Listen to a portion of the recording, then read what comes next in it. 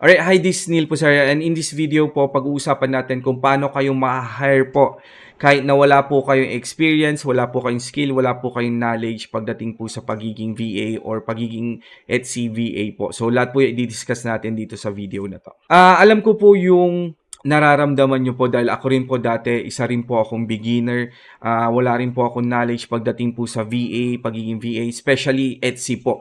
Kaya naisip ko po lahat yan, kaya ginawa ko po yung Module 9. Okay? Dito po sa Module 9 po, pag-uusapan natin lahat ng kailangan mo pong malaman para magkaroon ka po ng success kahit na wala ka pa pong experience or wala ka pa pong knowledge or skill pagdating po sa Etsy VA. Okay?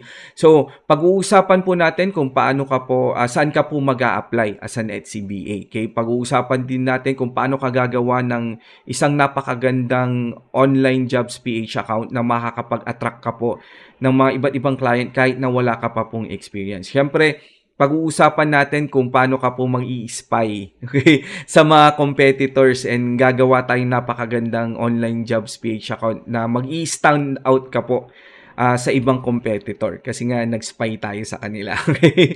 And syempre, ituturo ko po sa inyo kung paano kayo gagawa ng actual na online jobs PH account. Okay? So, ilalagay po natin lahat doon ng mga magagandang skills and qualities nyo po. Magbibigay po ako ng mga ideas, magbibigay po ako ng mga suggestions po kung ano ilalagay mo. So, kung medyo hindi ka po maka-move kasi hindi mo po alam ang ilalagay mo, nandyan po lahat yan sa online jobs. Dito po sa module na ituturo ko po lahat yan kung paano ka po gagawa ng maganda account mo po sa online jobs PH. Okay? So, hindi lang po yan, gagawa po tayo ng napaka-impressive po na resume kahit na wala ka pong experience. May ipapalit po tayo sa experience na mas maganda pa po kaysa sa actual experience kasi ito talaga makikita po ni client eh. Okay, so lahat po yan ituturo ko po yung tamang paggawa po ng resume. Hindi lang po napakagandang resume po kundi visually appealing na resume po. Hindi lang po yung laman niya maganda kundi yung itsura po ng resume niyo napakaganda. I-discuss ko rin po dito sa paggawa ng resume yung mga iba't ibang part po ng resume. Okay, so hindi ko lang po sasabihin gawin mo to, gawin mo yan. Hindi. I-discuss po natin yung isa-isa, yung mga part ng resume and magbibigay po ako ng suggestion. Isa-isa rin po na pwede mong ilagay doon sa resume po, mo po. So, kung wala ka pong experience sa paggawa po ng resume, wala pong problema yan. Okay? Kung may experience ka na pero parang feeling mo hindi po effective yung resume mo, eto po makakatulong din po sa iyo to. Okay? Next is gagawa po tayo ng online portfolio. Ang online portfolio po, isa po yan sa mga sekreto ko po kung bakit na-hire ako 80% of the time. To tell you the truth po, kahit minsan nag-apply po ako sa hindi masyadong related po na position na hire po ako. Halimbawa, may nag-hire po Etsy and Shopify expert. Nagtatry lang po ako na mag-apply po. Na-hire po ako sa Etsy and minsan tinuturuan po akong maging Shopify expert dahil nai-impress po sila sa ganda po ng online portfolio ko. Yung online portfolio ko po kasi, yun po yung parang basihan po ni client kung gaano ka-dedicated na tao. So, kung nakita nilang sobrang ganda ng online portfolio mo, alam nila kung gaano yung klase ng trabaho na meron ka. Alam nila kung gaano kaganda kang makatrabaho and so on and so forth po. Siyempre, next po is gagawa po tayo ng, ayun nga, gagawa po tayo, ng impressive and no experience friendly na online portfolio po. Again, di mo po kailangan ng experience. Ako rin po nung nagsimula, may online portfolio na po ako pero wala rin po akong experience. Okay? So, ituturo ko po kung paano natin gagawin din yon on your part naman po. Okay? And syempre, ayusin po natin yung mga social media account ninyo. Gagawa tayo ng mga LinkedIn, Skype, WhatsApp, and professional na email. Yan po lahat yung matututunan mo sa Module 9. Okay?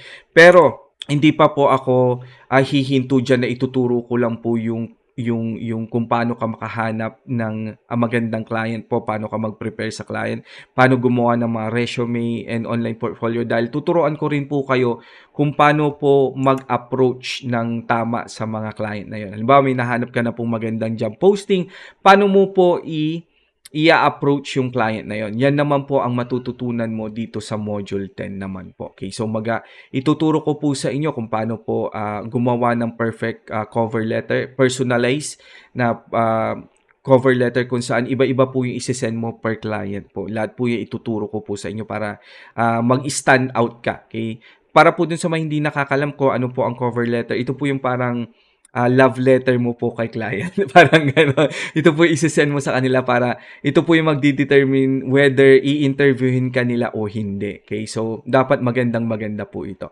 Right? So, para naman po dun sa once na-impress po sila sa cover letter mo, ang next step po is i-interviewin ka na, di ba? Siyempre, naisip ko na rin po yan and lahat po ng mga pinakamahihirap and pinakamadadaling questions po sa interview, nilagay ko po yan, 5 part po yan. Sinigurado ko po na lahat halos ng itatanong po sa interview may script ka po. Siyempre, pag may meron ka pong na-encounter na interview na wala po dito, idadagdag po natin yan. Dadami ng dadami po itong ating interview question hanggang sa masagot natin talaga lahat ng interview question. Pero lahat po ng nandito, halos lahat na po yan eh. Yan na po yung mga na-experience ko po na question. Okay, so nandiyan po yung mga scripts. Pwede mo pong gamitin yun verbatim, pero mas maganda if lalagyan mo ng konting twist. Bibigyan kita ng example and bibigyan kita ng idea kung paano mo siya sasagutin. So nasa iyo na po yan kung gagamitin mo yung script ko or gagawa ka ng konting twist. Pero nandiyan po lahat ng mga interview questions and mga pinakamadadali and pinakamahirap na interview questions. Siyempre, magbibigay din po tayo ng mga interview tips and interview tips to pass any interview po with flying colors. Again, hindi po kailangan na may experience ka, okay? The way po na sasagutin po natin yung mga interview question is knowing po na wala ka pong experience. So, wag ka pong masyadong mag-alala dyan sa experience na yan, okay? And syempre, tuturuan ko rin po kayo, i-discuss natin ng konti yung Upwork and Fiverr. Pero in the future po, dadagdagan ko pa po yan. Mas more in details about Upwork and Fiverr. Kasi gusto ko po agad na makapag-apply ka po sa Online Jobs PH para makakuha ka na agad ng work po. Okay? Kaya in the future po, ilalagay ko rin po ang Upwork and Fiverr. And finally po, ito po yung ginagawa kong bagong dagdag po dito sa ating course is kung paano ka po makakahanap ng unlimited na clients po. Pag dumating ka po sa point na sobrang galing mo na po and natatapos mo po yung trabaho ng yung 8 hours na trabaho po, natatapos mo na po ng 3 to 4 hours and gusto mo pa pong magdagdag ng more clients, tuturuan po kita kung paano ka po makakahanap ng unlimited na clients po para kumita ka po ng income na gustong-gusto mo po. Yung talagang income na masusuportahan po yung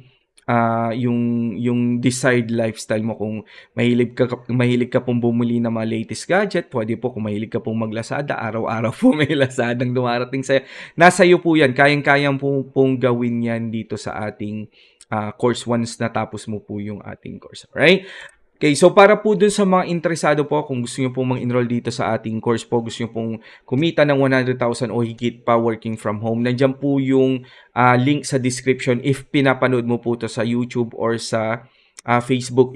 If pinapanood mo naman po ito sa ating homepage po, dito po sa ating school page, nandiyan po yung link sa Enroll Now button. Right? So again, thank you so much for watching this video. This Neil Puserio po. Have a great day po and God bless po sa ating lahat. Alright, so thank you and bye-bye.